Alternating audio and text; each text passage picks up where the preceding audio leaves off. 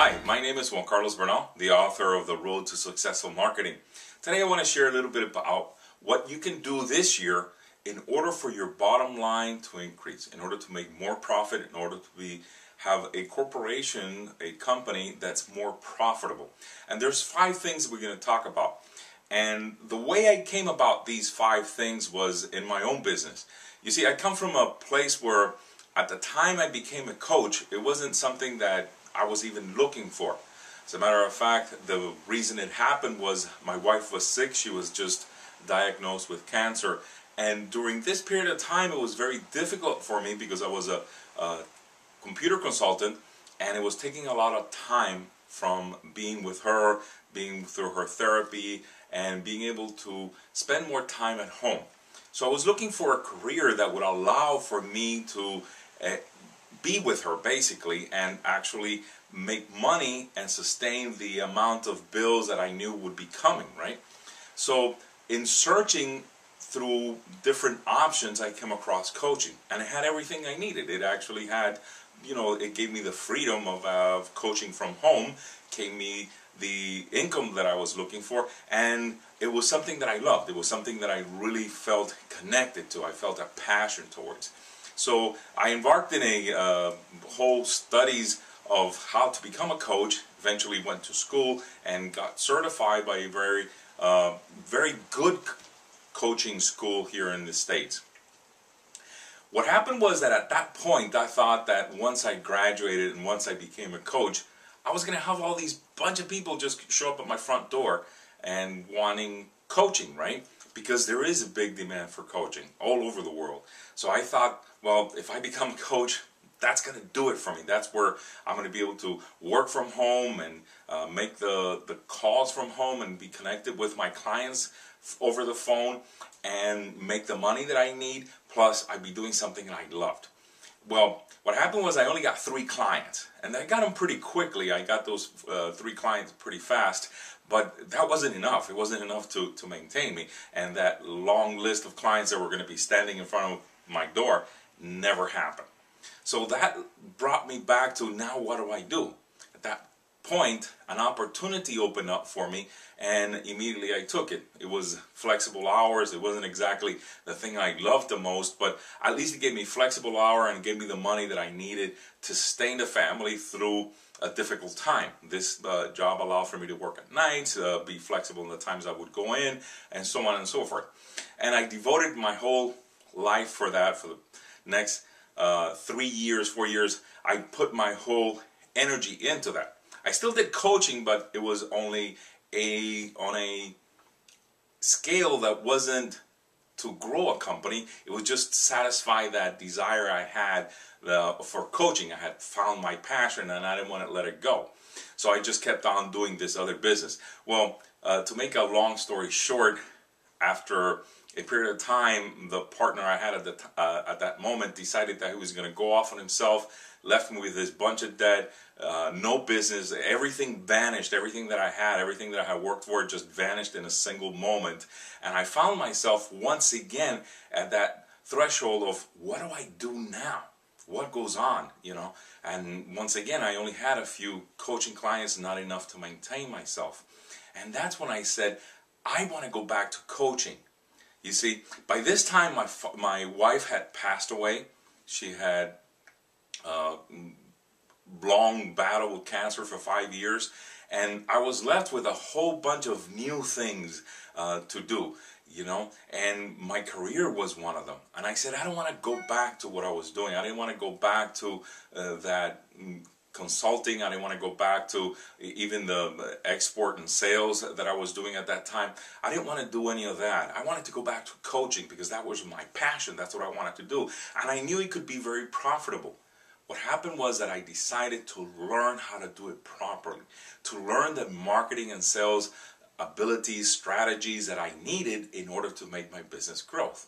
Hence, that's where I started building my business, and that's how I did it. And right now, that's what my full-time job is, coaching. I also tie it in with a lot of mentoring, a lot of consulting, a lot of trainings that I do. So everything that surrounds what I do is what I love and what I'm passionate about. And what I'm going to share with you was part of what I learned. I learned that there's 5 things that we have to be aware of in order for our business to grow. And if we're not being careful, if we're not looking at it, if we're not analyzing it on an ongoing basis, it could really hurt our bottom line. Or it could get stagnant where we don't grow anymore, we don't make any more money. So if you want to double, triple, or quadruple your business even, what you got to do is take a look at these 5 things. And by looking at them, you can just grow your business to a level that you didn't even think it could be grown. And the first one of them is, it seems obvious, right? But it's so crucial, is getting new leads, getting prospects to look at us. And this is something that, for some reason, we always think that we need more clients and we need to sell more stuff. And we always go after that, right? Trying to sell something. But the reality is that we don't make clients. We turn clients from a prospect, and that's the way it should be done. And what we need to do is learn how to create a list of people that are interested in what we have, in our services, in our products, in our information, in what we have, right? If we don't have that, if we're not able to get those people, then it's very hard to make a sale, because we're always wasting our time on 90% of the people that are not interested in our products, are not interested in our services, don't need it, don't want to even look at us, and we are spending money and time and energy devoting to those people. So our first task is to look at what's our lead generation process. How do we go about it? How do we bring clients to our doors, to our phone, to our website? How do we do that? And if we're not clear, if we don't have a system, if we don't have in place a method of that we use that works, that we can measure, that we know it's bringing in new prospective clients, then our business slowly starts getting stagnant. It just stops growing, because that's where our business is going to grow from, right? So right now, I want you to take a look at what is it that you're doing, what is it that's happening that you are creating new prospects, creating that list. How are you managing? How are you getting a hold of them? And this could be done many different ways. I mean, you could do this by advertising online, doing Facebook advertising, Google advertising. You could go and do Yahoo advertising. You could do all sorts of things online in order to do that, right? To promote yourself. The social networks nowadays are so prevalent and are so used to do that. They're used wrongly, mind you, but they are used, and that's one way. The other one is radio, getting yourself out there and letting people know where you're at and what you're doing. TV, different people are always looking for what you have. They're hungry for the information that you have about the product or the services that you have, and they want to incorporate it into their channels, into their program. Newspapers, mailings, each one of these, billboards, any of these things that you do are lead generation tactics that we use. Now, all this has to be put in a strategy in order that it works and it gets these prospective clients in our door. Okay? So that's the first one we need to be looking at. What is it that we're doing, how we're doing it, how effective we are doing it, right? And once we have those clients, the second thing that we need to look at is, how am I going to change those prospects, transform them into a client? In other words, how am I going to sell them something? And there we get into the sales strategies that we're using to convert our prospects into clients. And this is so critical to our buying or selling process. Why? Because a lot of time we spend a lot of effort getting the clients, getting out there, talking about our products, talking about what we do, talking about what we are. Then we finally have a customer right in front of us, and we don't have a sales process that we take them through so that at the end they actually buy the product or buy the services that we're selling. You see? And so it's critical for us to actually analyze, what's our sales process? Are our salespeople trained? Do they know what we sell? Do they know the common problem that our prospects have? What is it? Do they know how our products interact with the customer's problem. Because if we're not, as salespeople, we're not capable of translating our service or a product into a solution that solves the customer's problem, then we don't have a sale. Then it's very hard to sell, and we end up reducing our price. You see? And when we reduce our price and we get into the price competition, then we're missing out on profits. And we may be able to increase our sales, but if it doesn't increase our profits, then what good is that sale? It's just a waste of energy, waste of more resources in the wrong place. So here, what is it that you're going to analyze? You're going to analyze how prepared is your sales team to go out and deliver the information that you have as a service, product, whatever it is that you sell, to a prospective buyer in a way that they understand, in the language that the prospects understand. And I realize that most of you, when I say your sales team, you're looking at yourself as, I am the sales team. Yes, and that's also very true. You might be the person that needs to learn how to do this, how to translate your services and your the products, whatever benefits it is that you have, into the actual language that your customer understands. Does that make sense? Because what happens is a lot of times we speak in our language. We know what I do. You know, I'm a business coach, and when they ask me what I do, if I just go straight into explaining what a business coach does, it doesn't translate at all into what my client needs. You see, as soon as they ask me what is it that I do, I translate it into the customer's problem.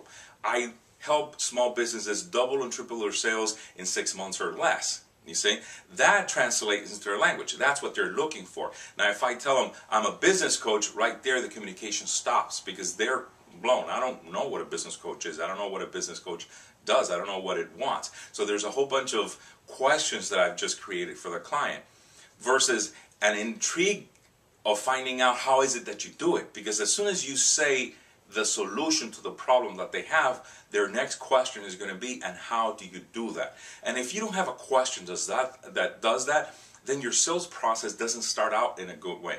Because now you're trying to push down somebody's throat your products, your services, your price, your how many years of experience you have. You're experiencing all these things, trying to get them to understand something that they don't even know that they need. Does that make sense? So the first one is bring in your clients. Learn where they're at. Find out how to get them into the door, into the website, make a phone call. How is it that they get connected with you? The second one is, how do you transform them? How do you make them clients? And that's by producing the results they're looking for and translating it into a language that they know. And this has to happen corporate-wise, right? Everybody has to know. Everybody. Clients are always talking to somebody in the company. So everybody in the company needs to find out this information, how to communicate what we sell, how to communicate that solution that we have for our clients, so that when they pick up the phone, they know what to say, they know how to say it. Okay, so now that we have that client, what we want to find out is, how do we sell more to those same clients, you see? And this is the third step. It's a very important step, because if you want to increase your sales starting tomorrow, the next thing you have to do is take a look at your list of clients that you have right now and find out when was the last time you sold them and what was the product or service you sold them. Okay? And just go back and do a mailing, do an advertising to those clients that you already have with a new product, with an enhanced product, with a better product, more products, whatever it is that you create that they think that you think that they can identify with. Does that make sense? You see, I'll give you an example. I have a client that I worked with for a while, that they're a pest control company, and this pest control company did in-home fumigations for pests. Obviously, that was their big product. But they also had a separate company that did lawn fumigation, and they were separate companies. What happened was, when I spoke to them, I goes, have you ever mailed them an advertising talking about your in-house pest control? Does that make sense? You see, because if you have a product that you haven't crossed over and offered to the clients that are buying something else, you're missing out. A lot of times all you need to do is contact your clients and says you haven't come in for a, whatever it is, an appointment, a meeting, and a lot of time that brings out in them a desire to come see you because they need you. They need the services you provide. They need that which you have provided for them in the past, you see. A lot of time we're very eager to get those new clients, get those new leads, to do those conversions and do that. And we forget that we have in our hands a whole bunch of people that are ready to buy. All we have to do is offer them that new product or that same product they bought before that they haven't bought in a while. Does that make sense? Okay, now once we start selling more to those same clients, then that becomes an issue of what new products can I offer them? What new services can I offer them? How can I partner up with other people in my same industry or in similar industries that we can make money together? You see, sometimes we have it right in our hands. We have a massage therapist that works with a chiropractor, and they're both working very separately, and yet they're using the same office because the chiropractor is renting out a room for the massage therapist. And the chiropractor can very easily do a mailing for the massage therapist and vice versa and get clients crossed over. And the same thing with a chiropractor that has a big practice and now brings in a line of vitamins or nutritionals that would go with the practice that they're doing. You see, so it's a matter of finding what is it that you do that allows for your clients to benefit even more, get more benefits, and therefore purchase more. Okay, so that's the third one. Bring in clients, convert them into clients, and once you convert them into clients, then you sell them more of what you have, or bring in new products that you can sell them, or combine, joint venture with other people that you can sell them. Okay, so the fourth thing is, how can you sell what you have at a higher price? You see, and this seems obvious, right? You can say, yeah, JC, that's like makes sense. You sell your product at a higher price and you're going to make more money. Well, when was the last time you increased your price? When was this the last time you did a change in what you do and put more value into it, so that perceived value by your clients, they're going to say, yeah, I can pay more for it. You see, what happens is that right now, if you were to increase your pricing of whatever it is that you do to double what you're doing, the reality is you're not going to lose half of your clients. It's not going to happen. Why? Because a lot of what we want is the more expensive stuff. You see, it's human nature. You know, that's why polo shirts are sold. That's why Nike sells so much. That's why Starbucks is always full. That's why these brands that are selling at a higher price are selling more. It's just because of that recognition, that sense of, I'd rather pay for the higher price. And if you look at what you're wearing today, right now, you're going to see that you're not wearing the cheapest stuff out there. Even if it's the best, it doesn't matter. I'm talking about lower price, right? The reality is that we tend to go with the higher priced items. And if we know that for ourselves, we should know that our clients feel the same way. You see? And if you make an exclusive of whatever it is you're doing, well, I have A package, but I have created this B package, which is double the price, and it includes this additional value. Most of your clients are going to go towards that. They're going to accept that and go with it just because of the nature of human beings. We want that. We want what's better. We want what's more expensive, in a sense. And we start making more money that way. It might be that you just increase a small amount and you have a lot of transactions, and that gives you enough to produce that profit, additional profits that you're looking for. If you're talking about that you have 1,000 transactions a month and you increase those 1,000 transactions by a couple of dollars, now you're making $2,000 a month that you weren't making before. And those $2,000 could be spent in, for instance, advertising and marketing, and multiply those $2,000 to get more clients in other ways.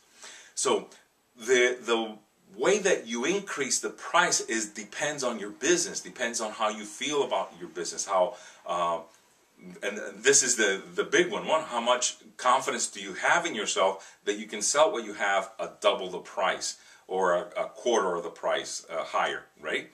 So it's up to you. But the thing is to think about it, to sit down and analyze. When was the last time I increased the price? What are the profits I have right now with this price? What would happen if I lost, you know, a third of my clients because I increased my price by half? What does that math come out to? Do I make better? Am I working less now, making more money?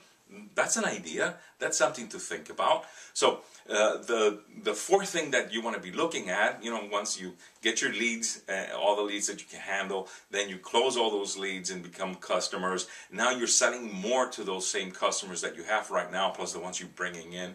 Now you have increased your price. Now your packaging is even different. You're making more money because you're not only selling one of the things that you're doing, but let's say you sell vitamins, and instead of selling, well, one bottle of vitamins, now you sell them in packs of 5 and give a discount, you see, and you sell more of that. Or let's say that you're a psychologist, and what you do now is you're seeing children, for instance, and now you give a family package where you say, I see your child, but I would like to meet with a family once a month to see how everything is going, and you sell an additional appointment by adding more value to what you do and selling it as a package. Always selling it as a package increases the value, increases the price of what you're doing. So it's something to think about. Then your fifth and final thing to be looking at during this year in order to make more profits, double, triple, quadruple your business, if you take a look at all of them, okay, is how do I lower my expenses? And what happens is in business, we get going, you know, we're doing what we're doing, and we're not looking where we're spending our money. And that phone system we bought 2 years ago, and we're spending a whole bunch of money, we haven't even analyzed if we could get it cheaper. Or there's I'm surprised, sometimes I speak to clients and I tell them, let's go over your credit card bill and see what are the things that are there that you're not even using, that you haven't used in the past 3 to 6 months. And we'll highlight them and take them out. And it's amazing just by doing that how much money we save in subscriptions that we don't go. Gym memberships we don't do. Although instead of canceling them, I would suggest you go to the gym. But if you're not going to, cancel them for heaven's sakes. Book clubs that we belong to, and we haven't even read a book in the past year. Once again, read the books. I'm encouraging that. But if you're not, see what you need to eliminate from your credit card bill that you've been paying for the past 6 months and you haven't been using, for the past 3 months even, you know, and start skimming. And this is, I do this at the beginning of the year because I know I force myself to take a look at it. I do that and with emails. I take a look at emails that I don't care for, and I unsubscribe from everything. Do the same with your credit card, and it means money straight into your pocket. Because remember, every dollar that you don't spend in an expense is a dollar that goes as profit to the bottom line, straight to the bottom line. So you want to increase your profit, take a look at your expenses.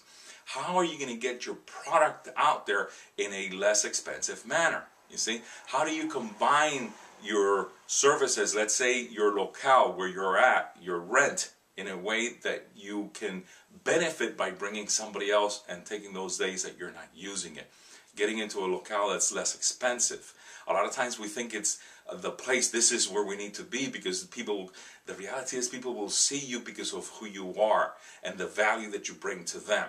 So unless it's a very strategic location, sometimes we're just paying more than what we need to for the locations we're at, and it's something to evaluate.